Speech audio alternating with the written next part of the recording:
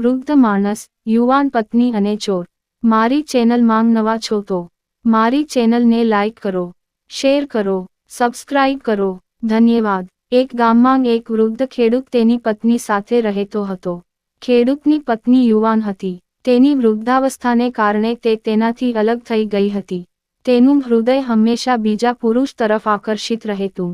તે વૃત્તિથી મુક્ત હતી। તે ક્યારેય તેના ઘરની ચાર દિવાલોમાં બંધ ન રહી। તેને બહાર ફરવાનો ખૂબ શોખ હતો, જ્યાં તે તેના નજીકના અને પ્રિયજનો સાથે મેળાપ કરતો હતો।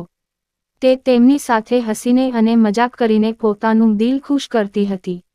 એક દિવસ તે ક્યાંક જઈ રહી હતી ત્યારે એક ચોરની નજર તેના પર પડી। ચોર તેની વૃત્તિઓથી અજાણ નહોતો। તે તેની પાછળ આવવા લાગ્યો અને એકાંત સ્થળ શોધીને તેને રોકી અને કહ્યું, સાંભળ, મેં તને જોયો કે તરત જ હું તારા પર મોહી ગયો। મારી પત્ની મૃત્યુ પામી છે। હું ઈચ્છું છું કે તમે મારી સાથે આવો। ખેડૂતની પત્ની ચોર તરફ આકર્ષાઈ। થોડીવાર વિચાર્યા પછી તેણીએ કહ્યું, હું તમારો પ્રસ્તાવ સ્વીકારું છું, પણ આજે હું તમારી સાથે નહીં આવી શકું। મારા પતિ પાસે ઘણા પૈસા છે। હું એ લઈ જઈશ અને કાલે તમારી સાથે જઈશ, જેથી આપનું જીવન સુખી થઈ શકે। ચોર તૈયાર છે। સવારે એ જ જગ્યાએ મળવાનું નક્કી કરીને બંને પોતપોતાના ઘરે પાછા ફર્યા। જ્યારે ખેડૂત રાત્રે સૂતો ત્યારે તેની પત્નીએ બધા પૈસા ભેગા કરીને એક બંડલમાં બાંધી દીધા। જ્યારે સવાર થઈ ત્યારે તે બંડલ લઈને નિયત જગ્યાએ પહોંચી ગઈ।